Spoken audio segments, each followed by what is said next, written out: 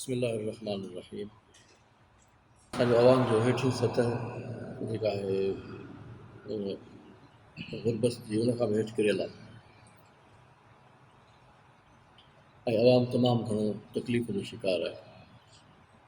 मुल्क जा वसीला चंद माण्हुनि जे हथनि में आहिनि ऐं आवाम जे मथां टैक्स एतिरा हया विया जंहिंजे नतीजे में आवाम जी जेल भरी पई आहे। पर पाकिस्तान अञा ॾेवालो न थियो आहे, पर आवाम जी हालति तबाह थी चुकी आहे, बर्बाद थी चुकी आहे। ऐं इन सूरत हाल में आवाम जो जेको रवैयो आहे उहो कहिड़ो आहे? उहो इहो आहे त आवाम न जेकी पाण कमाए थो उन सां हुनजो तालुक़ु आहे जो उहो हुनखे मिले, न आवाम खे फ़िक्र आहे त मां जेकी महिनत कयां थो महिनत जे नतीजे में जेको कुझु मुल्क में पैदा थी रहियो आहे, जेके प्रोडक्शन्स आवाम जी महिनत सां पैदा थियूं आहिनि त उन्हनि खे पाण ऑन करे संभाले त हीअ मुंहिंजियूं शयूं मां उन्हनि खे संभालियां, मां उन्हनि खे कंट्रोल कयां।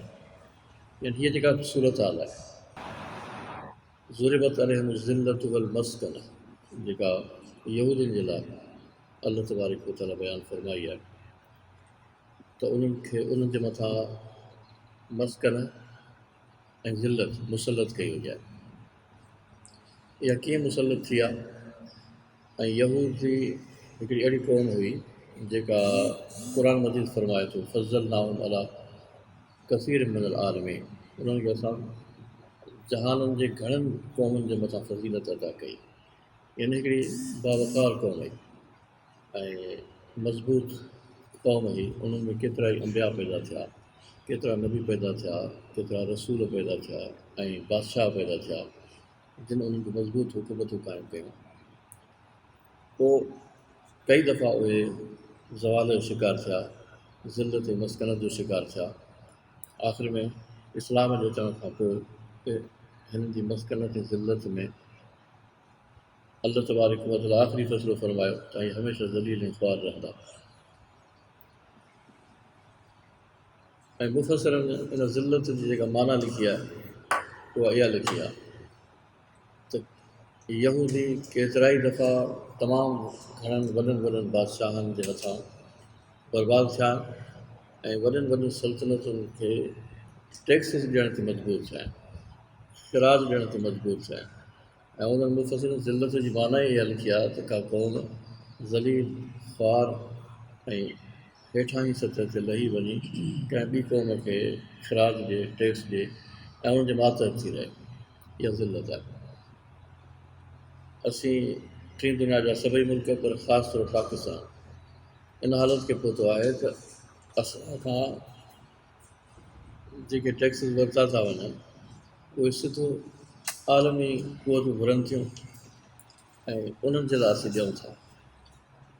विच में असांजो मुक़तदर तबिको जेको आहे उहो बि उन्हनि मां आयाशियूं थो करे, छो त उहो वरी इतिहादी आहे उन्हनि आलमी ताक़तुनि जो जेके असुलु इस्तिसाली क़ुवतूं आहिनि। माना असीं उन ज़िल्लत जो शिकार आहियूं जेका कंहिं ज़माने में अल्लाह क़ुर मजीद में यहूदियुनि ऐं नसारनि जे लाइ बयानु फरमाई आहे। कलमे पढ़ण वारा आहियूं, मुस्लमान आहियूं, पर अहिड़ी ज़िल्लत जो शिकार आहियूं। पर असांखे इहो ॿुधायो वियो आहे त असीं नबी सल्लल्लाहु अलैहि वसल्लम जी प्यारी उम्मत आहियूं। अल्लाह साईं खां नबी सल्लल्लाहु अलैहि वसल्लम जी दुआ घुरी आहे त मुंहिंजी उम्मत ते अहिड़ो अज़ाब नाज़िल न कजांइ जहिड़ो अज़ाब तो अॻियनि उम्मतुनि ते नाज़िल कयो आहे।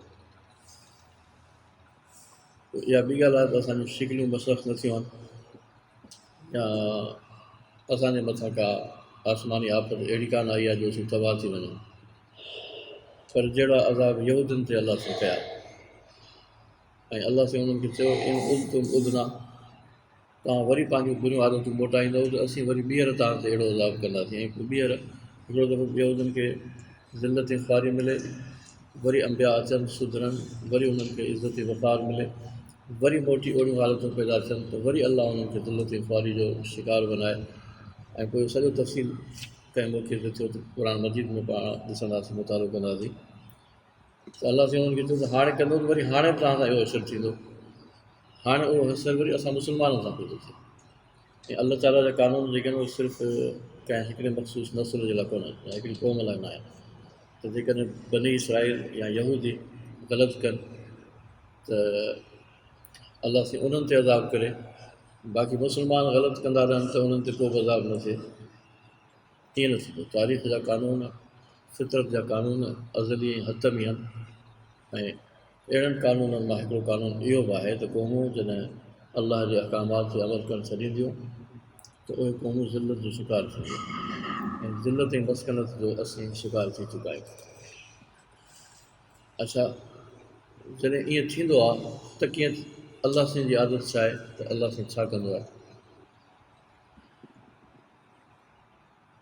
मां इन ते अॻु में बि अर्ज़ु करे चुकियुसि त इन लाइ असांजे लाइ ज़रूरी आहे त सिर्फ़ु क़ुर मजीद मां न पर कुझु अकाबरनि जा हवाला बि असांजा ॾाढो अचनि था त थोरी तसली थिए थी।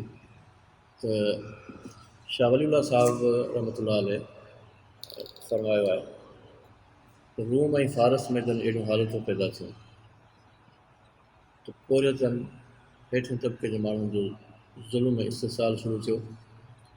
रूम ऐं फारस यानी कैसर ऐं किसरा जे हुकुमराननि ऐं हुकुमराननि जे हवारियुनि उन्हनि सां शामिल इक़्तिदार माण्हू यानी पूरे मुख़्तलिफ़ तबिके जे अयाशनि जो बोझ अवाम ते वधियो ऐं उन्हनि पंहिंजे अयाशी खे मुकमल करण लाइ टैक्सिस जो एतिरो तइदादु वधाए छॾियो जो उन्हनि अवाम जी चेल भञी विधी। अवाम सफ़ा ईसजी चुको। शाह साहिब फरमाए थो त पोइ अल्लाह तबारक व तआला जी मशीयत थी त अल्लाह हाणे इन्हनि बादशाहतुनि खे ख़तमु करे ऐं इन्हनि मुक़्तदर हल्कनि खे तबाह करे ऐं इन्हनि कमज़ोर माण्हुनि जिन जो माशी इस्तिसाल थियो आहे इन्हनि खे इज़त ऐं वक़ार नसीब करे। त पोइ अल्लाह तबारक व तआला इन मक़सदु हासिलु करण जे लाइ पंहिंजा नबी मोकिलींदो आहे।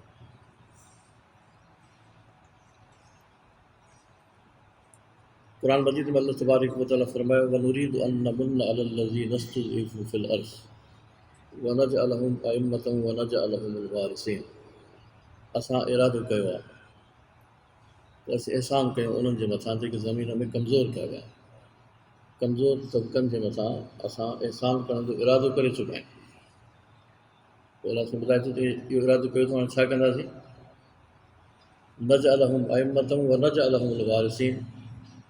इन्हनि कमज़ोर तबिकनि खे इमाम बनाईंदासीं, अॻवान बनाईंदासीं, हाकिम बनाईंदासीं ऐं उन्हनि खे ज़मीन जो वारिस बनाईंदासीं। इहो असां फ़ैसिलो कयो। पोइ जॾहिं अलाह साईं इहो फ़ैसिलो कंदो आहे न त पोइ अलाह पंहिंजा नबी मोकिलींदो आहे। हीअ आयत हज़रत मूसा ऐं हुनजी क़ौम जे बारे में आहे। त असां हज़रत मूसा जी क़ौम बनी इसराईल फ़िरौन जे ज़ुल्मनि जे करे जंहिं हालत जो शिकार थी आहे, जंहिं इस्तिसाल जो शिकार थी आहे, जंहिं ज़ुल्म जो शिकार थी आहे, उन मथां उन्हनि खे निजात ॾियणी आहे ऐं कमज़ोर बनाई वई आहे उनखे इक़्तिदार ॾियणो आहे। हज़रत मूसा अलैहिस्सलाम जे मदद सां अल्लाह तबारक व तआला बनी इसराईल खे फ़िरौननि ऐं क़िब्तियुनि जे ग़ुलामी खां आज़ादी ॾिनी। अलाह उन लाइ नबी मोकिलियो ऐं उन नबीअ खे चयईं त इज़हब इला फ़िरऔन इन्नहु तग़ा। ॿिए हंधि फरमाए इज़हबा इला फ़िरऔन वक़ूला लहू क़ौलन लय्यिना। वरी किथे फरमाए त वञो फ़िरौन वटि ऐं हुनखे चओ अरसिल माना बनी इसराईल, असां सां बनी इसराईलनि खे आज़ादु कर। अरसिल जी माना आहे उन्हनि जूं ॻंढियूं छोड़, जेके रसा वेदा थिए उहे खोल ऐं उन्हनि खे आज़ादु कर। अरसिल जी माना आहे छॾ या खोल। इन जो मफ़हूम इहो आहे जेको क़ौमुनि जी आज़ादी जो मफ़हूम थो निकिरे। हज़रत मूसा अलैहिस्सलाम फ़िरौन वटि वियो ऐं उन्हनि खे चई त मुंहिंजी क़ौम खे आज़ादु कर। हिकिड़ो नबी अलाह मोकिलियो ग़ुलामनि खे आज़ादु कराइण जे लाइ। हिकु क़ौम खे संदसि क़ौमी ग़ुलामी खां निजात ॾियारण जे लाइ अलाह मुस्तक़िल नबी मोकिलियो। ऐं तव्हां क़ुर मजीद में पढ़ंदव तरतीब सां त हज़रत मूसा अलैहिस्सलाम जॾहिं मोटियो आहे शोएब अलैहिस्सलाम वटि 8 साल ऐं पोइ 2 साल मिलाए 10 साल पूरा करण खां पोइ ऐं पोइ अलाह साईं चयोसि सुम जिअत अला क़दरी या मूसा, हाणे तूं असांजे कम जो थी चुको आहीं, असांजे पैमाननि ते पूरो लही चुको आहीं। हाणे तो वरी मोटी अच मिस्र में। त हज़रत मूसा अलैहिस्सलाम मिस्र मोटी आयो त उनखे पहिरियों हुकुम अल्लाह तबारक व तआला फ़िरौन ॾांहुं वञण जो ॾिनो। त उन में इहो हुकुम न ॾिनई त फ़िरौन खे चयो त कलमो पढ़े ईमान आणे अलाह खे मञे। पहिरियों हुकुम इहो आहे त वञ ऐं उन सां ॻाल्हाए नरमी सां जीअं हू सम्झी सघे। पर उनखे चयो त असांजी क़ौम खे आज़ादु कयो। पहिरियों हुकुम इहो आहे। हज़रत मूसा अलैहिस्सलाम खे अल्लाह तबारक व तआला अहकामात कोन ॾिना जेसिताईं उन पंहिंजी क़ौम खे आज़ादु कोन कयो। हुकुम थियुसि हिननि खे वठी ॿाहिरि निकिरो। त हज़रत मूसा बनी इसराईल सां गॾिजी मिस्र छॾियो, मिस्र खां ॿाहिरि निकितो, दरिया क्रॉस करे वियो। पोइ जॾहिं हिननि खे पंहिंजे हिकिड़े मुस्तक़िल आज़ादु माहौल में वञी विहारे त पोइ अलाह वटि वियो ऐं 40 ॾींहं तूर सीना जबल ते वञी रहियो ऐं उतां उनखे अहकामात असर अलॻि सां मुस्तक़िल तौर ते मिलिया। हाणे इहे हुकुम मिलिया त तूं पंहिंजी क़ौम में कहिड़ा कहिड़ा हुकुम नाफ़िज़ करणा आहिनि, कीअं हिननि खे ज़िंदगी गुज़ारणी आहे, उनजा अहकामात कहिड़ा आहिनि, पोइ मिलिया। जेसीं खां क़ौम आज़ादु न थींदी आहे तेसीं अहकामात कम जा न थींदा। क़ौम मुस्तक़िल आज़ादु हुजे, कमु करण जे क़ाबिल हुजे। शाह वलीउल्लाह साहिब बि इहा ॻाल्हि लिखी आहे त जॾहिं क़ौमूं इस्तिसाल जो शिकार थींदियूं, अवाम गुरबत जे सतह खां हेठि लकीर खे क्रॉस करे वेंदो आहे, ज़ुल्म जो शिकार थींदो आहे ऐं उनखे पंहिंजे महिनत ऐं पोरे ते को इख़्तियार न रहंदो आहे। त इन सूरत में अवाम हर इंसानी अख़लाक खे विसारे सघंदो आहे। अवाम में को बि अख़लाक़ी क़दुरु न बचंदो आहे। अख़लाक़ी क़दुरनि मज़ा हिकु क़दुरु आहे त इंसान जंहिं ख़ुदा जो पैदा थियल आहे उन सां पाण खे जोड़े त इंसान खे ख़ुदा बि विसरी वेंदो आहे। ऐं शाह वलीउल्लाह साहिब जी हिकिड़ी कुली या उसूल आहे त अख़लाक अहवाल सां ठहंदा आहिनि, इल्म सां न जुड़ंदा आहिनि। माना माण्हुनि खे चयो त अख़लाक सुठो हीअ आहे ऐं माण्हुनि खे मालूम थी वियो त अख़लाक सुठो छा आहे। त इल्मु हासिलु करण खां पोइ माण्हू अख़लाक वारो थी वञे, ईअं न थींदो आहे जेसीं माण्हू जो माहौल बाअख़लाक नथो बणिजे, यानी माहौल अहिड़ो नथो ठहे जंहिं मज़ा उनखे अख़लाक ते हलण जो रस्तो मिले, तेसीं माण्हू बाअख़लाक न थींदो आहे। ऐं शाह साहिबु फरमाए थो त मईशत जेसिताईं तंग रहंदी तेसिताईं इंसानी सोसाइटी कॾहिं बि दीनी अख़लाक़नि ते अमल न करे सघंदी। त मईशत सुधरे, माण्हुनि जो माहौल सुधरे, हालात सुधरनि, तॾहिं वरी इंसान पंहिंजे ख़ुदा सां तालुक़ु जोड़ींदो, तॾहिं वरी इंसान दीनी अहकामात ऐं बुलंद अख़लाक़नि जी तकमील जी तरफ़ वधी सघंदो। ॿी सूरत में न अख़लाक न रहंदो, न ईमान रहंदो, न ख़ुदा सां तालुक़ु बचंदो। न बि ईंदा आहिनि त उन्हनि जो मक़सदु सिर्फ़ु ख़ुदा सां तालुक़ु जोड़णु न हूंदो आहे, बल्कि इन्हनि अहवाल खे संभालणु बि नबी जो मक़सदु हूंदो आहे। हिन पोएं दौर में अहिड़ियूं हालतूं कॾहिं पैदा थियूं, वेझे माज़ी में सरमाएदाराना ज़ुल्म ऐं इस्तिसाल जॾहिं इंतिहा खे पहुतो त हिकिड़ो इनकलाब आयो रूस में, जेको कार्ल मार्क्स जे नज़रिये जे बुनियाद ते आयो। उन बि इन शइ ते तवजो ॾिनो त मज़दूर जो इस्तिसाल थियो आहे। इन जो हल इहो आहे त महिनत जेका मज़दूर करे थो उन सां जेका मज़दूर शइ पैदा थो करे त मज़दूर खे उन पैदावार जो मालिक बणायो वञे ऐं मज़दूर अॻिते वधे ऐं इक़्तिदार ते कब्ज़ो करे, पंहिंजे वसीलनि ते कब्ज़ो करे ऐं जेके मुफ़्त फ़ौज तबिका आहिनि उन्हनि खां इक़्तिदार छिनी वठे। हींअर बि महिनत अवाम थो करे। असीं असां नौजवान जेके नथा पढ़ूं था, नथा कमायूं, त असांजा माउ पीउ महिनत करे कमाइनि था, पर जेको कमाइनि था उहो उन्हनि खे हासिलु ई कोन थो थिए, उनजो नफ़ो उन्हनि खे कोन थो मिले। हू पंहिंजे नफ़े जा, पंहिंजी महिनत जा पाण मालिक न आहे। असांजे मज़हब वरी ते इहा तालीम ॾिनी त तव्हां ॾाढी था महिनत कयो, पर तव्हांखे मिलंदो उहो जेको तव्हांखे अलाह सां ॾींदो।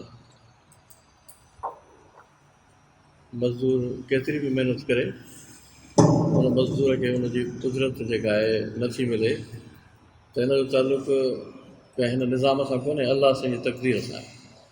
अलाह साईं हिन मज़दूर ग़रीब जी तक़दीर लिखी छॾी आहे त बुखियो हुजे, ऐं अलाह साईं तक़दीर लिखी आहे हिन अमीर जी त हू अयाश हुजे, उन वटि वॾी पैमाने जी दौलत हुजे। ऐं पोइ असांजे मज़हब असांखे सेखारे छॾियो त तव्हां तक़दीर ते राज़ी नथा रहो त माना अलाह खां राज़ी कोन आहियो। तक़दीर ते राज़ी रहणु, रज़ा ख़ुदा जी जे मथां राज़ी रहणु, इहो मज़हब अॼु जे मज़हब जो सबक़ु आहे। त कार्ल मार्क्स चयो त इहो सबक़ु असांखे न खपे। हुन चयो त मज़दूर जेकी पैदा थो करे उनजो मालिक मज़दूर हुजणु खपे। उन लाइ हुन वटि कुझु फ़िलासफ़िकल बुनियाद हुया जेके हुन क़ाइमु करणु थो करे। उहे फ़िलासफ़िकल बुनियाद हुनजा मादी आहे, ऐं उनजे बुनियादनि में मादी फ़िक्र हो। मादो उहो जंहिंखे शऊर कोन्हे, जंहिंखे इरादो कोन्हे, ऐं जंहिंजो को बि मक़सदु कोन्हे। हिन बेमक़सद, बेशऊर, बेख़बर मादे जे बुनियाद ते हुन फ़लसफ़ो क़ाइमु कयो पंहिंजो। ऐं हिन फ़लसफ़े जे बुनियाद ते हुन इंसाननि में तब्दीली घुरी त मज़दूर जेको आहे उहो पंहिंजी प्रोडक्शन जो पाण मालिक हुजे, पंहिंजी पैदावार जो पाण मालिक हुजे। उन लाइ हुन जूं बाक़ी शयूं आहिनि, पर जेका बेसिक शइ उहा इहा आहे। ऐं कल्ह बि इहो ज़िक्र थियो त पाण जेकॾहिं अॼु बि हीअं चऊं त जेको मज़दूर महिनत करे थो, कमाए थो ऐं शइ पैदा थो करे, उनजो मालिक मज़दूर आहे, छो त हू थो करे। ऐं कुल नफ़्सिन बिमा कसब रहीनो, हर माण्हू जेकी कमाए थो उनजो उहो पाण मालिक आहे। उनजे कम सां उनजी प्रोडक्शन जुड़ियल आहे, गिरवी आहे। कमु कजे, कम जो जेको नतीजो आहे उहो नतीजो असांजे कम सां गिरवी थियल आहे। रहीन जी माना रहन रखण जे लफ़्ज़ मां वठिजे गिरवी मां, त माना जीअं का शइ कंहिं वटि गिरवी हूंदी आहे, तीअं असांजे कम सां असांजो नतीजो ॿधो बानो आहे। इहो हर वक़्तु असांजे कम सां जुड़ियल रहंदो। कंदासीं महिनत त उनजो नतीजो फल उन महिनत सां वाबस्तो रहंदो, महिनत खां धार न थींदो। इहो क़ुरानी उसूल आहे। जेकॾहिं अॼु असीं चवंदासीं ऐं हिनखे फोकस कंदासीं, तव्हां वञी पंहिंजे उस्तादनि खे ॿुधाईंदव त कंहिं सरमाएदार खे तकलीफ़ केतिरी थींदी, उहा परे जी ॻाल्हि आहे। सभ खां वधीक तकलीफ़ मज़हब खे थींदी। ऐं कार्ल मार्क्स जे साम्हूं जॾहिं इहो मज़हब आयो त हुन मज़हब खे रद्द करे छॾियो। हुन चयो त इहो मज़हब न खपे। जेको मज़हब माण्हुनि खे रज़ा ते राज़ी रहणु सेखारे थो ऐं चवे थो त तव्हांजी तक़दीर इहा आहे त तव्हां घणो कमायो ऐं तव्हांजी महिनत जो फल ॿिया खाइनि, ऐं असांखे सबक़ु ॾिए त जेके तव्हांजी महिनत ते पलजनि था हराम खोर, उहे ख़ुदा जा इनाम याफ़्ता आहिनि। अलाह उन्हनि खे घणो कुझु ॾेई छॾियो आहे, उन ख़ुदा जी मशीहत ऐं रज़ा ते उन्हनि खे मिले थो। इन करे चयो त मज़हब अहिड़ो अफ़्यून आहे जेको जिन खे मिले थो न उहे उन्हनि खे सुम्हारे थो सघे। त मज़हब जो ज़ोर इन ते हो त जेके मूंखे मञण वारा आहिनि उन्हनि खे निंड कराए, सुम्हारियां, सुकून वठायां त चुप करे वेठा हुजो, तव्हां अलाह ते राज़ी रहो, तव्हांखे आख़िरत में सभु कुझु मिलंदो। सॼी महिनत मज़हब हिन ते पियो करे। त कार्ल मार्क्स जो फोकस इहो हो त हीउ जेको सुतो पियो आहे माण्हू, पोरियत ग़रीब अवाम, इनखे उथारियां, इनखे जॻायां त इहे पंहिंजे महिनत जो फल पाण खणनि, पंहिंजे पोरे जी पैदावार पाण पंहिंजे हथनि में कनि, पंहिंजे कंट्रोल ऐं कब्ज़े में कनि। हीअ बुलंद बाला इमारतूं जेके आहिनि, इहे हिन जे पोरे जे नतीजे में पैदा थींदियूं। जेको पोरियत आहे उनखे मथे ढकण लाइ छित कान्हे, ऐं जेके बुलंद बाला इमारतूं पोरियत ठाहे तयारु थो करे, उन्हनि में अमीर वेठा आहिनि जिन कखु पंहिंजी ॿीणो न कयो आहे। हिन बुनियाद ते हुन मज़हब जी नफ़ी कई। पर असुल मज़हब, सही मज़हब जी तालीम इहा आहे त अलाह जा नबीअ बि ईअं ईंदा आहिनि हिन दुनिया में। त जॾहिं अलाह जी मशीयत थींदी आहे त हीउ निज़ाम बदिलिजे। अलाह घुरंदो आहे त ज़ुल्म वधी वियो आहे, इंतिहा घणी थी वई आहे, हाणे इन जो सदेबाब कजे, तॾहिं अलाह नबी मोकिलींदो आहे।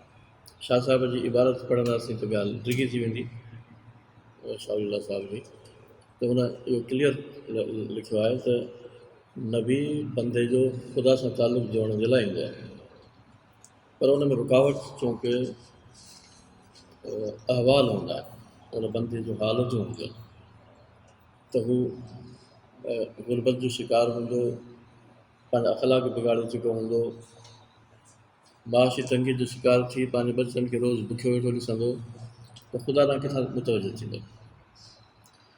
त पोइ इन जे पुठियां असुलु जेको ज़ुल्म करण वारो तबिको थींदो आहे न, त नबी उनखे ख़तमु करण जे लाइ अॻिते वधंदो आहे, बादशाहतुनि खे छोड़ण जे लाइ अॻिते वधंदो आहे। नबी अलैहिस्सलाम जन इन करे उन ज़माने में जॾहिं अञा बिस्मिल्लाह थी शुरूआति थी, मके में हुजनि ऐं मके वारा कोन पिया मञनि, मजबूर थी हिजरत ते निकिता ॿाहिरि ऐं पाण खे बचाइण लाइ मदीने में अची पनाह वरितऊं। ऐं ख़ासि करे हुदैबिया जे मौक़े ते इन जंग अहज़ाब जे मौक़े ते, खंदक वारी जंग जंहिंखे चवंदा आहियूं, उन जे मौक़े ते जॾहिं खंदक पियो खोटियऊं त हिकिड़े पथर खे नबी अलैहिस्सलाम धक हयां, उन मां शोला निकिता, त उन वक़्तु नबी अलैहिस्सलाम फरमायो। ऐं इहो उहो मौक़ो कहिड़ो आहे जो नबी अलैहिस्सलाम जी जमायत मुख़्तसर आहे, मके जे मुशरिकनि गॾिजी ॿियनि क़बीलनि खे पाण सां मिलाए ऐं मुतहद कयो त हिकु दफ़े सां हमिलो करे हिननि खे ख़तमु करे छॾियऊं, त हमेशह लाइ असांखे मथे उसूल ख़तमु थी वञे। त हुज़ूर सल्लल्लाहु अलैहि वसल्लम जिन इन पोज़ीशन में हुया, संदन जमायत इन पोज़ीशन में हुई जो सभु गॾिजी इन मुख़्तसिर जमायत खे तबाह करण जी पोज़ीशन जी हालत मौजूदु हुई। उन वक़्तु सां नबी अलैहिस्सलाम चवनि त हलक कैसर फला कैसर बाद आहे, हलक किसरा फला किसरा बाद आहे, कैसर ख़तमु थी वेंदो, उन खां पोइ वरी कैसर न रहंदो, किसरा ख़तमु थी वेंदो, वरी इन खां पोइ किसरा पैदा न थींदो। दावत पिया ॾियनि अलाह जी तरफ़ अचण जी, तौहीद जी, ईमान जी, पर उन वक़्तु बि संदन ज़हन में ऐं संदन टारगेट ते हुयो त कैसर ऐं किसरा ख़तमु थींदा। नबी अलैहिस्सलाम जन खे हिजरत जे रस्ते में पंध ते हिकु शख़्स मिले थो, जंहिंजो वाक़ियो तफ़सील सां तव्हां वञी किताबनि में पढ़िजो, त नबी सल्लल्लाहु अलैहि वसल्लम जन जी उन ख़िदमत कई, पंहिंजे बकरियुनि मां खीरु ॾिनो, त नबी सल्लल्लाहु अलैहि वसल्लम जन उन ॾींहुं सफ़र जे दौरान नज़र जो उन मां खीरु पीतो, सुकून वरितो, उनखे दुआ ॾिनो ऐं चयूं त हिकिड़ो वक़्तु ईंदो जो तूं किसरा जा कंगण, किसरा जे बादशाह जा, किसरा जा कंगण जो मतिलबु आहे किसरा जे बादशाह जा कंगण, किसरा जी माना आहे बादशाह, ईरान जो बादशाह खे किसरा चइबो, उहे तूं कंगण पाईंदे, त हू बि चए थो हिन ज़रूरु मूंखे दुआ ॾिनी आहे। पर नबी अलैहिस्सलाम त पेशन गोई कई ऐं हिकिड़ो वक़्तु आहे हज़रत उमर फारूक जे ज़माने में जॾहिं ईरान शिकस्त खाधी, त जेको माल गनीमत आयो उन मंझां उनखे हिसे में उहो कंगण आयो, उहो हुन पातो ऐं चईं त हीउ नबी अलैहिस्सलाम जन मूंखे फरमायो त तूं कंगण पाईंदे। त हुज़ूर अलैहिस्सलाम हिजरत पिया कनि इन हालत में जो पंहिंजे घर में नथा रही सघनि ऐं कमज़ोर आहिनि, ऐं संदन जमायत हुते तकलीफ़ूं थी सहे, उन खां बचण लाइ ॿियो शहर था मुंतक़िल थियनि। उन वक़्तु बि संदन ज़हन ज़मीर ऐं मंज़िल जे तौरु ख़्याल में मौजूदु हो त कैसर ऐं किसरा तबाह थींदो। तव्हां नबी अलैहिस्सलाम जो मक़सदु हुयो न ख़ुदा जी तरफ़ खां त कैसर ऐं किसरा खे तबाह करणो, इन करे शाहरुल्लाह साहिब जो फरमाए त अलाह सां नबी सल्लल्लाहु अलैहि वसल्लम खे इन करे महफ़ूज़ कयो त कैसर ऐं किसरा जी बादशाह त ख़तमु थियनि, पर शुरूआति उन जे लाइ नबी अलैहिस्सलाम जन जेका कई उहा पंहिंजे तौहीद जी दावत सां कई, अलाह में ईमान जी दावत सां कई, उन बुनियाद ते उन जमायत जोड़ी, जमायत जो हिकिड़ो नज़म जोड़ियो, उन नज़म तहत उन में अलाह जी इबादत बि शामिलु आहे, उन में अलाह जा रुजू बि शामिलु आहे ऐं दीनी अहकामात बि शामिलु आहिनि, उन सां गॾोगॾु जिहाद बि शामिलु आहे, मुख़्तलिफ़ तबिक़नि सां हेठि सतह खां वठी लड़ायूं जंगियूं बि शामिलु आहिनि। अॼु जो माण्हू, अॼु जो मज़हबी पेशवा नबी सल्लल्लाहु अलैहि वसल्लम जन जे उन्हनि सभिनी शयुनि खे कटे माइनस करे अलॻि थो करे छॾे ऐं उन हाणे अची बीहारियो आहे त इस्लाम सिर्फ़ु नमाज़ जो नालो आहे, रोज़े जो नालो, हज जो नालो, ज़कात जो नालो। ज़कात सिर्फ़ु 2.5%, उन खां पोइ का ज़िमेदारी कान्हे मुआशिरे जी, त मुआशिरे जो असरु कहिड़ो थो थिए उन सां असांजो वास्तो कान्हे।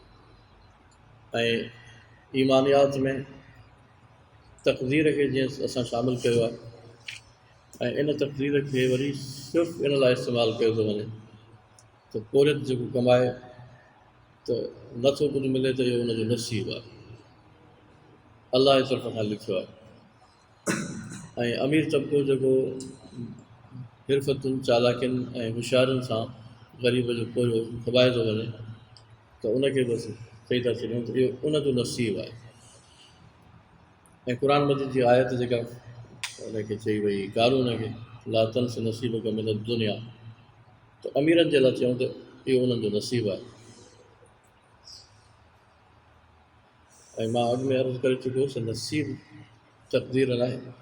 नसीबु अरबीअ में चइबो ई न आहे तक़दीर में। नसीब जी लफ़्ज़ी माना तव्हां वञी पढ़ो ऐं क़ुर मजीद में बि जिथे जिथे नसीब जो लफ़्ज़ अचे थो उते तव्हां हुनजी माना पढ़ो। नसीब जी माना हिसो, जॾहिं हिसा कबा कंहिंखे को कुझु माल को पाण में तक़सीम कंदासीं, हिकिड़ो हिसो तव्हांजो, हिकिड़ो तव्हांजो, हिकिड़ो तव्हांजो, त उन लाइ अरबी में चइबो नसीबुल लक व नसीबुल फलां, हीउ हिसो फलाणे जो, हीउ हिसो फलाणे जो। हिसे जी माना में नसीबु ईंदो आहे, तक़दीर जी माना में नसीबु न ईंदो आहे। त मज़हब हिते हिन क़िस्म जो कमु थो करे, पर असुलु मक़सदु मज़हब जो अलाह ताला नबीअनि खे मोकिले थो। लक़द अरसलना रुसलना व अंज़लना मअहुमुल किताब वल मीज़ान लियक़ूम अन्नास बिल क़िस्त।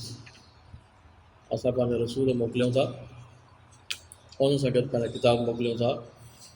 मक़सदु छा आहे? लियक़ूम अन्नास बिल क़िस्त, माण्हुनि में इंसाफ़ क़ाइमु कनि। इंसाफ़ इहो न आहे त जेको महिनत करे थो उनखे उनजो पूरो अजुर ॾिनो वञे, या इन सां मज़हब जो वास्तो कोन्हे। इन सां ई त मज़हब जो वास्तो आहे। नबी अचे ई इन लाइ थो। हज़रत शुएब अलैहिस्सलाम जो क़ुर मजीद में तव्हां पढ़ो त हू माण्हुनि खे जेको पैगाम खणी आयो त माउ पंहिंजे तौर में कमी बेशी न कयो। माउ पंहिंजे तौर में कमी बेशी जो जॾहिं हुकुम थो हिकिड़ो नबी खणी अचे त हिन जो मक़सदु इहो आहे न त जंहिंजो जेतिरो हक़ु आयो हुनखे मिले, माप में बि कमी न थिए, तौर में बि कमी न थिए।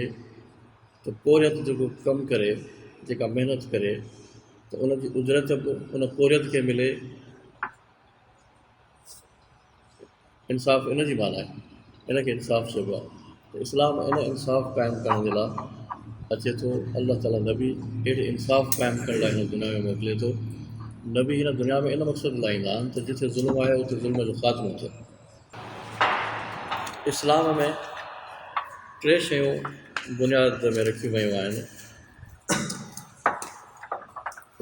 इस्लामी फ़िक्र में, यानी जेको अलाह ताला अंबिया मोकिले थो त अंबियानि जे फ़िक्र में टिनि शयुनि खे बुनियाद बनायो वियो आहे। हिकिड़ी शइ आहे अलाह ते ईमान, त इंसानु अलाह खे मञे, वाहिद अकेलो करे मञे, इबादत जे लाइक़ु अलाह खां सवाइ कंहिंखे न मञे। हिकु अलाह जे मथां ईमान आहे। उनखां पोइ मरण खां पोइ मुकाफ़ात अमल ते यक़ीन, त मरण खां पोइ ज़िंदा थींदासीं ऐं असांखे उते हिसाब किताब ॾियणो पवंदो, हयात बादल मौत। ऐं टी शइ आहे अमल सालिह। इन टिनि शयुनि जे मथां बुनियाद आहे। ऐं क़ुर मजीद कुली उसूल ॿुधायो आहे, फमन इत्तक़ा व असलह फला ख़ौफ़ुन अलैहिम वला हुम यहज़नून। जेको तक़वा इख़्तियार कंदो ऐं इस्लाह इख़्तियार कंदो उनजे लाइ ख़ौफ़ ऐं हुज़न न हूंदो। त इहो ख़ौफ़ ऐं हुज़न जेको ख़तमु थो थिए उहो आख़िरत जो मामिलो आहे या दुनिया में बि थींदो। क़ुर मजीद जो तव्हां असां मुतालो कंदासीं त असांखे ॾाढो वाज़िह थींदो त अल्लाह तबारक व तआला पंहिंजा नबी इन लाइ थो मोकिले त हिन दुनिया में जेके माण्हू ख़ौफ़ जो शिकार आहिनि, अदम इत्मीनानीअ जो शिकार आहिनि, जिन खां अमन फसिजी वियो आहे, उन्हनि जो हिन दुनिया में अमन बहाल करणु दीन जो मक़सदु आहे। ऐं हिन आयत में बि अमन क़ाइमु थी वञे, ख़ौफ़ ख़तमु थी वञे, ऐं हुज़न ॻणती ऐं परेशानी ख़तमु थी वञे, इत्मीनान हासिलु थी वञे। बलदतुन तय्यबतुन व रब्बुन गफ़ूर जी आयत में किथे पेश कई? यादि आहे? बलदतुन तय्यबतुन व रब्बुन गफ़ूर। जॾहिं उहो मिसाली ॻोठु, मिसाली शहर, मिसाली आबादी जंहिंखे अलाह मिसाली बयानु कयो आहे क़ुर मजीद में, क़ाइमु थींदी ऐं हर हिक खे उतां वाफ़िर मिक़दार में रिज़्क़ मुयसरु थींदो। इहो शहर आहे मिसाली शहर, ऐं उन शहर में अमन हूंदो, ख़ौफ़ न रहंदो, रिज़्क़ जा वाफ़िर मिक़दार में वसीला हूंदा ऐं अमन अमान क़ाइमु हूंदो। इहे ॿ शयूं हासिलु थींदियूं। इहे दुनिया जूं शयूं आहिनि जेके अलाह सी मिसाल तौर ते दुनिया में बयानु कयूं। ऐं मोमिन जॾहिं ॿिनि शयुनि ते अमल कंदो, अमल सालिह कंदो ऐं तक़वा इख़्तियार कंदो, त उनखे इहे शयूं मिलंदियूं, अमन ऐं ख़ुशहाली। ऐं हिन आयत में इन्हनि उसूलनि ते असीं जेकॾहिं सोचूं त लफ़्ज़ हिकिड़ो आहे अतक़ा ऐं ॿियो आहे असुल। वरी उन्हनि जे नतीजे में जेका शइ अचे थी न, त उन में बि उहा तरतीब आहे, ला ख़ौफ़ुन अलैहिम वला हुम यहज़नून। त तक़वा जे मुक़ाबले में बेख़ौफ़ी ऐं इस्लाह जे मुक़ाबले में बेहुज़नी। त जेका बेख़ौफ़ी पैदा थी थिए, तव्हांजे तबियत में इत्मीनान पैदा थो थिए, उहो तव्हांजे दिलि में तव्हांजे ईमान जे तक़वाज़नि जी तकमील जे नतीजे में हासिलु थो थिए। ऐं तव्हांजा जॾहिं अमल बहितर थियनि था त उन जे नतीजे में मईशत बहितर थी थिए, ग़म हुज़न ऐं परेशानी ख़तमु थी थिए। हिते उहे सभु आयतूं मां नथो आणियां, जो कॾहिं वरी का महफ़िल थींदी त मां सभु तव्हांजी आयतूं पेश कंदुसि क़ुर शरीफ़ जूं, जिन आयतुनि में हुज़न ऐं ख़ौफ़ इहे ॿई शयूं अल्लाह तबारक व तआला अज़ाब जे तौर ते बयानु कयूं आहिनि। ऐं अज़ाब आख़िरत में न, हिते हिन दुनिया में जॾहिं ख़ौफ़ पैदा थिए ऐं हिन दुनिया में जॾहिं हुज़न पैदा थिए त इहो अल्लाह तबारक व तआला जो अज़ाब आहे। अल्लाह तबारक व तआला अल्लाह पंहिंजे नबीअनि जे ज़रिए सां हिन दुनिया मां सालिह अमलनि ऐं सही ईमान जे नतीजे में ख़ौफ़ ऐं हुज़न जेको आहे न उहो ख़तमु करण जे मंशा जे लाइ पंहिंजो नबी मोकिलींदो आहे। अल्लाह तबारक व तआला नबी इन मक़सद लाइ मोकिलिया आहिनि। शाह वलीउल्लाह साहिब बि हिन शइ खे ईअं ई वाज़िह कयो आहे, नबी हिन दुनिया में अचनि था त इहो हुज़न ऐं ख़ौफ़ ख़तमु थिए। ऐं टी जेका शइ आहे थोरी वज़ाहत तलब, जॾहिं असीं ईमान आणियूं था अलाह जे मथां त असांजे ईमान जो मतिलबु छा हूंदो आहे? अलाह जे मथां ईमान, अलाह खे मञी छॾियोसीं अलाह आहे, इहो असांजो ईमान आहे। या हिन खां वधीक जी बि ज़रूरत आहे। असांजो सॼो ज़ोर इन ते आहे, कामिरियुनि खे चवंदा तव्हां मञो नथा, हितां तव्हांखे न छॾींदासीं, ठीकु आहे। ऐं असीं मञूं था अलाह साईं खे। मिसाल तौरु हिकिड़ा आहिनि जेके चवंदा असीं नबी खे था मञूं, तव्हां मञो ई नथा, की था चवनि अली खे था मञूं, तव्हां नथा मञो, असीं था चऊं तव्हां साहबनि खे नथा मञो, असीं था मञूं, ठीकु आहे। ऐं मञूं पाण थिया था, न उन्हनि जा अमल पाण में आहिनि, न उन्हनि जो अख़लाक़ पाण में आहे, उन्हनि जी ज़िंदगियुनि खे असां नमूने तौरु पंहिंजे साम्हूं रखूं था, बसि मञूं था। मञूं इहो था त हू पंहिंजे घर ख़ुशि हुजनि, असीं पंहिंजे घर ख़ुशि हुजूं, त असीं अलाह खे बि ईअं था मञूं। अमली पहलू कहिड़ो आहे अलाह खे मञण जो? अल्लाह तबारक व तआला जूं सिफ़ात आहिनि। असां अलाह खे मौजूदु मञूं ऐं उन्हनि जी सिफ़तुनि खे बि मञूं। ऐं अल्लाह तबारक व तआला जूं सिफ़तूं बि असांखे मञण जी माना इहा आहे त असीं अमली ज़िंदगी में उन्हनि खे मौजूदु ॾिसूं। अलाह ख़ालिक़ आहे त असीं ॾिसूं न त अलाह सां पैदा करे थो, अलाह सभिनी खे पैदा कयो आहे। अलाह मालिक आहे त असीं मञूं त अलाह मालिक आहे असांजो बि ऐं आस पास में जेकी कुझु आहे उनजो मालिक अलाह आहे। असीं जेके चऊं था त अलाह मालिक आहे, उन्हनि वटि हिन दुनिया में अलाह जी का बि शइ कान्हे। ज़मीन बि पंहिंजी, सरमायो बि पंहिंजो, मुल्क जा सभु वसीला बि पंहिंजा। मिसाल तव्हां असांजा न त बि असांजे अमीर तबक़नि जा, मस्जिद अलाह जी आहे, मस्जिद बि त हिकिड़ी मुंहिंजी आहे, हिकिड़ी साईं जी आहे, हिकिड़ी कंहिं ॿिए जी आहे। माना जिन मस्जिदुनि खे था चऊं इहे अलाह जे लाइ आहिनि, उहे बि असांजूं पंहिंजियूं आहिनि, उन्हनि जा मालिक बसि थिया वेठा आहियूं। कंहिंजी बि मस्जिद, हिकिड़ी देवबंदियुनि जी, हिकिड़ी बरेलियुनि जी, हिकिड़ी शियनि जी, हिकिड़ी सुन्नियुनि जी, मस्जिदूं बि हिते अलाह जूं कोन्हनि के, हिते का बि शइ अलाह जी कान्हे, पर असांजो ईमान आहे त अलाह असांजो मालिक आहे। त असां कहिड़े क़िस्म जो ईमान रखी वेठा आहियूं? अलाह रब आहे, पाले थो, रिस्क जा सभु वसीला अमीरनि जे हवाले थिया, ग़रीब वीचारा बुख ते पिया मरनि, अलाह कंहिंखे थो पाले? घणनि खे थो पाले या थोरनि खे? थोरनि खे सभु कुझु ॾिए थो, अमीर थोरा आहिनि, ऐं घणनि वीचारनि खे कुझु बि कोन थो ॾिए, वीचारा बुख पिया मरनि। तव्हां असां पंहिंजे माहौल में ॾिसंदासीं त केतिरा ग़रीब आहिनि, जिन वीचारनि खे सिहत जूं सहूलियतूं मुयसरु कोन्हनि, पैसा न आहिनि जो किथां इलाजु करे सघनि, इहे तव्हां ॾिसंदा आहियो। ऐं केतिरा ग़रीब इलाजु न थियण जे करे मरी था वञनि, इहो तव्हां कॾहिं ॾिठो आहे? ॿियो त छॾियो, असां पंहिंजी यूनिवर्सिटी में नंढनि मुलाज़िमनि खे था ॾिसूं त यूनिवर्सिटी उन्हनि खे चवे थी त तव्हां इलाजु कराईंदो, बिल खणी ईंदो, तव्हांखे पैसा बि ॾींदासीं, पर हुननि वटि पहिरें पैसा कोन्हनि, बल्कि एतिरा बि किन वटि पैसा न आहिनि जो किरायो करे एमरजेंसी में कंहिं मरीज़ खे अस्पताल ते खणी पहुचाइनि। ऐं केतिरा मरीज़ इन्हनि हालतुनि जे करे मरी था वञनि, माना जिन वटि थोरी घणी पघार पाए, इन करे जो पघार उन्हनि जी राशन वठण में पूरी थी वञे, बीमार थियण जी सूरत में उन वटि कुझु कोन्हे, या उन्हनि जा ॿार स्कूलनि में था पढ़नि, उन फीसुनि में पघार पूरी थी वञे, अचानक बीमार थिए त हुन वटि इलाज जे लाइ पैसा कोन्हे। हिन मुआशिरे में असां खोड़ मामला ॾिठा आहिनि जेके वीचारा इलाजु न वठी सघनि जे करे मरी विया।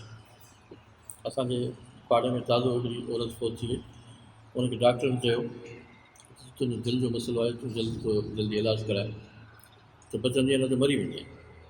उन्हनि वीचारनि वटि कोन आहे पैसा जो इलाजु वठी सघनि, ऐं फोत थी वई माई वीचारी। त असांजे आस पास हिकिड़ा माण्हू जिन खे सिहत जूं सहूलियतूं नथियूं मिलनि, मरी था वञनि। पाण वारो ख़ुदा किथे आहे जेको माण्हुनि खे बचाए? पर हुनजो पाण वटि हल इहो आहे त तक़दीर आहे, या हिकिड़नि जो मौत ईअं लिखियलु आहे, हिकिड़नि जो मौत ईअं लिखियलु न आहे। अमीर कॾहिं बि ईअं न मरंदो, पर असांजो ग़रीब में मरंदो। ख़ुदा जे मथां ईमान जी माना आहे त अलाह ख़ालिक़ आहे सभिनी जो, ऐं मुंहिंजो ऐं तव्हांजो, इंसाननि जो। असीं अमली तरह मञूं त ख़ुदा जी ख़िलक़त वारी निस्बत सभिनी सां हिकु जहिड़ी आहे। जेके बि शयूं अलाह पैदा कयूं उन्हनि में असीं बि शामिलु आहियूं, इंसान बि शामिलु आहे। अलाह तबारक व तआला जो उन्हनि सभिनी सां हिकु ई क़िस्म जी जो तालुक़ ऐं निस्बत आहे त उन सभिनी खे पैदा कयो, सभु उनजी मख़लूक़ आहिनि। अलाह रब आहे त बहसियत रब सभिनी खे पाले थो। अलाह तबारक व तआला रब आहे ऐं हिन ज़मीन में सभिनी जे परवरिश जा वसीला उन रखिया आहिनि, त उन्हनि सभिनी परवरिश जे वसीलनि ते सभिनी जो बराबरि हक़ हुजणु खपे। अच्छा, इन जे तबिकनि जे हिमायत में असां वटि हिकिड़ो दलील ॾिनो वेंदो आहे। हिकिड़ा नंढा तबिका आहिनि, हिकिड़ा वॾा, हिकिड़ा हेठां तबिका आहिनि, हिकिड़ा मथियां तबिका आहिनि, हिकिड़ा ग़रीबनि जा तबिका, औरतुनि जा तबिका आहिनि, हिकिड़ा अमीरनि जा तबिका आहिनि। इहो जेको तबक़ाती फ़र्क़ु आहे उहो इन करे आहे त अलाह तबारक व तआला सलाहियतूं मुख़्तलिफ़ रखियूं आहिनि। हिकिड़ा घटि सलाहियतुनि जा मालिक, हिकिड़ा वधीक सलाहियतुनि जा मालिक। हिकिड़ो माण्हू थोरो वधीक कमु करे सघे थो, हिकिड़ो थोरो घटि करे सघे थो, इहो फ़र्क़ु आहे। इन थोरी महिनत या वधीक महिनत जे बुनियाद ते तबक़ाती फ़र्क़ु केतिरो पैदा थियणु खपे, थोरो इहो सोचो।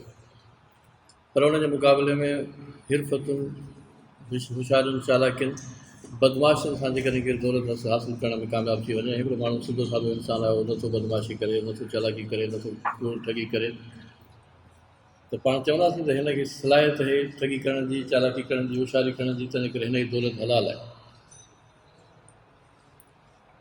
असीं कम से कम तबक़ाती फ़र्क़ु एतिरो मञी सघूं था जेतिरो सलाहियतुनि में फ़र्क़ु आहे।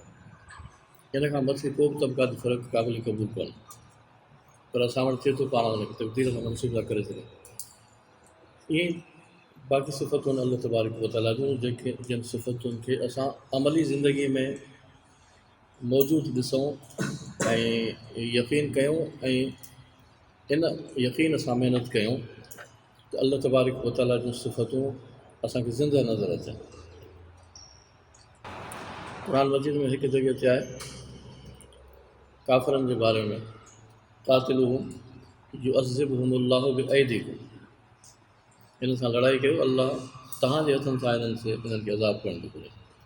मुक़्तदर तबक़ा, ज़ालिम तबक़ा, इस्तिसाली तबक़ा, मुतरफ़ीन जो तबक़ो जेको आहे उन्हनि खे अल्लाह तबारक व तआला हिन दुनिया में अज़ाब करणु थो चाहे, पर ईमान वारनि जे हथां। युअज़्ज़िबुहुमुल्लाहु बिअयदीकुम, तव्हांजे हथनि सां उन्हनि खे अज़ाब करणु थो चाहे।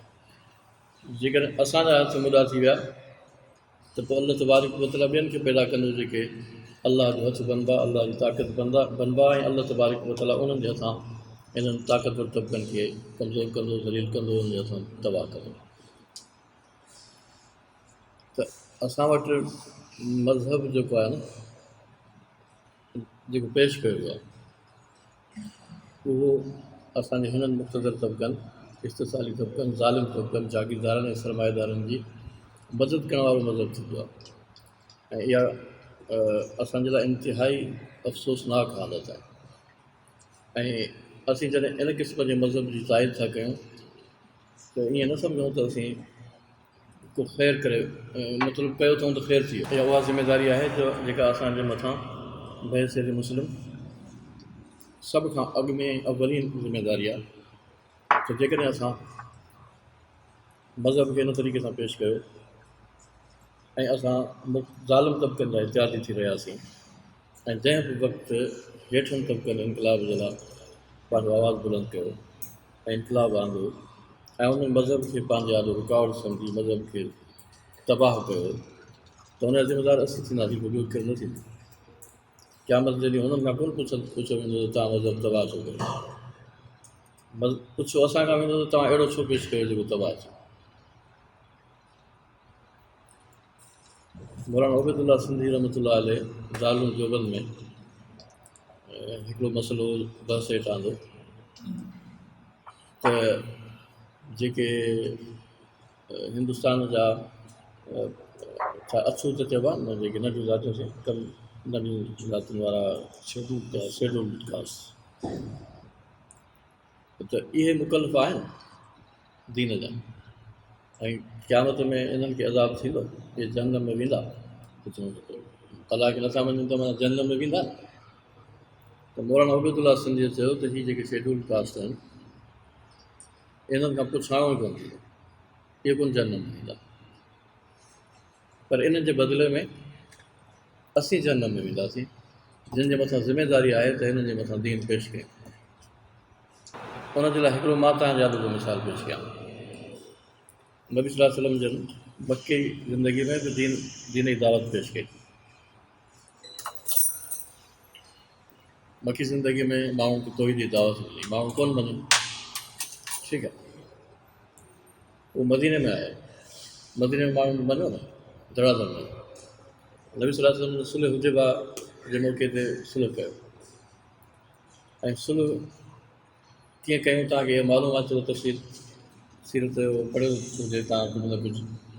हिकिड़ा शर्त रखिया मके जे मुशरिकनि, हीअ शर्त मञींदव त असीं सुलह कंदासीं, न त कोन कंदासीं। नबी सल्लल्लाहु अलैहि वसल्लम उन्हनि जा सभु शर्त मञिया। हज़रत उमर फारूक चवे साहबा चवनि असीं कमज़ोर आहियूं त ईमान अहिड़ा शर्त मञूं था, त एसि ताईं जो हज़रत उमर थो चए छा असांजो दीन सचो कोन्हे? असांजो दीन सचो आहे। तूं अलाह जो सचो नबी कोन्हे? की मां सचो आहियां। अलाह भला असांजो सचो अलाह कोन्हे? की उहो बि सचो आहे। पोइ तूं हिननि जा शर्त छो थो मञी? नबी सल्लल्लाहु अलैहि वसल्लम चयो त शर्त मञा थो ऐं तव्हांखे मञिणो पवंदो ऐं सुलह मञियो। सुलह मञण खां पोइ छा थियो? जेको इस्लाम अमली शिकिल में मुस्लमाननि न पियो ॾिठो, मके खे मदीने अची उहो अखियुनि सां ॾिसण जो मौक़ो मिलियो। तव्हां जेका ज़ुबान सां ॻाल्हि ॿुधायो था न, त उहो त असांजो ख़्यालु आहे न, जेको मां ख़्यालु पंहिंजो ख़्यालु मुंतक़िल थो कयां ॿिए ॾे, ऐं मुंहिंजो ख़्यालु जेको मां लफ़्ज़नि जे सूरत में ॿिए जे आॾो पेश थो कयां, उहो उनजे ज़हन ते केतिरो त मुनक़िश थिए, इहो हथ में न हूंदो आहे न। जेतिरो हींअर मां दिलि में रखी वेठो आहियां तव्हांखे ॿुधाइण जे लाइ, उन लाइ जेतिरा बि लफ़्ज़ इस्तेमालु थो कयां उन सां पंहिंजे अंदर जी पूरी अकासी कयां थो या नथो कयां, इहो हिकिड़ो सुवालु आहे। वरी तव्हां मुंहिंजे लफ़्ज़नि मथां पूरो नक्शो जेको मुंहिंजे दिलि में आहे उहो पूरो सम्झी रहिया आहियो या न सम्झी रहिया आहियो, इहो ॿियो पहलू आहे। ज़ुबान सां बयानु कयल शइ ईअं पूरी तरह ॿिए ज़हन में वञे इहा मुश्किल हूंदी आहे।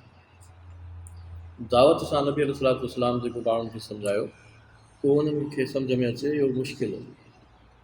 जेके ज़की हुया, ज़हीन हुया, जेके समझदार हुया, जिन खे फ़हम हो, उहे पहिरें दफ़े सां सम्झी विया, पर आम माण्हू पहिरें दफ़े सां नथो सम्झे।